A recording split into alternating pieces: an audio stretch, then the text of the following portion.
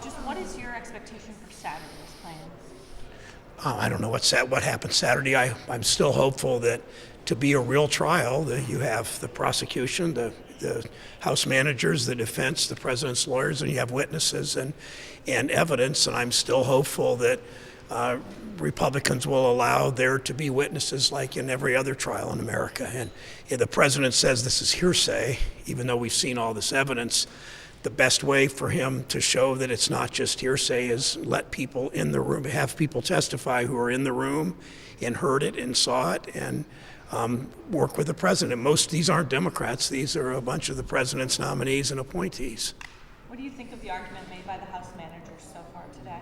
I think it's extraordinary. I think they've laid out, I mean, they really have shown that President Trump did something Richard Nixon never even did, that President Trump solicited a bribe from a foreign country for his own benefit, and they have laid that out in the words, in many cases, of career people and of Republican ambassadors and other officials who have no reason to make this up.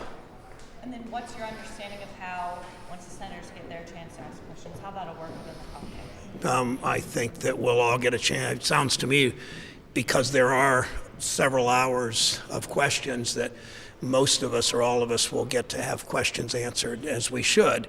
But the real hole in this trial, to make it that still looks too much like a sham, is that Mitch McConnell and his entire conference, every Republican senator, I mean, if President Trump wants it, then McConnell wants it. If McConnell wants it, his whole caucus wants it. And what they want is they want less media coverage. They have taken some cameras out of the chamber. They have restricted where you all are allowed to go, and they want this as short as possible instead of doing a real trial.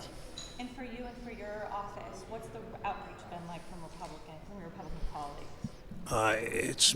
It's less outreach from Republicans than our going to them. And I hear Republicans for months say quietly they know Trump lies a lot. Some call him a racist, which I agree with.